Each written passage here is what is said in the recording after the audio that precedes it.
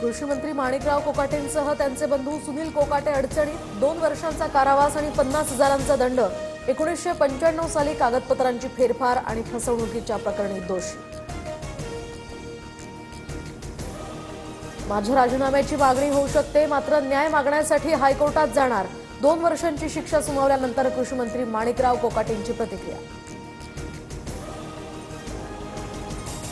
900 कोटींच्या प्रकल्पावरून सेना भाजपात जुंपण्याची शक्यता। सिडकोच्या जालना खरपुडी प्रकल्पाची चौकशी करण्याचे मुख्यमंत्री सचिवालयाकडून आदेश।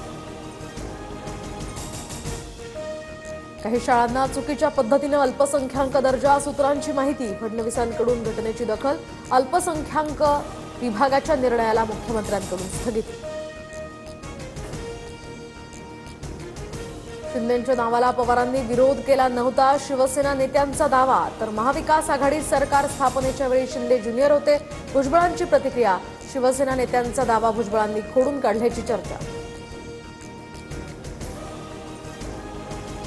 एकनाथ शिंदेंना जीवे मारण्याची धमकी। अज्ञात व्यक्तीकडून शिंदेंची गाडी बॉम्बनं उडवण्याचा 7 ते 8 पोलीस ठाण्यात ईमेल।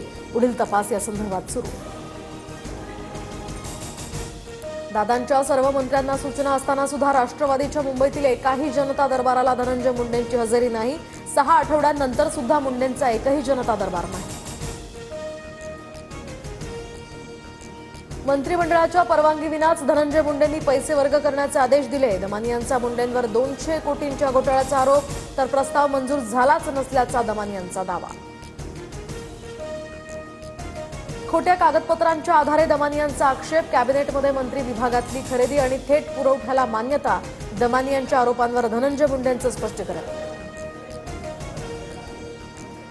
अधिवेशनाच्या आधी करुणा मुंडे धनंजय मुंडेंविरोधात उपोषणाला बसणार, तर धनंजय मुंडेंनी शपथपत्रात खोटी माहिती दिल्याचाही आरोप।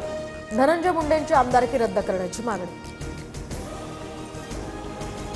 भाजपच्या रेखा गुप्ता दिल्लीच्या नव्या मुख्यमंत्री। रामलीला मैदानावर शपथविधी सोहळा संपन्न। मोदी, फडणवीस आणि शिंदेंसह अजितदादांनी सुद्धा सोहळ्याला लावली उपस्थिती।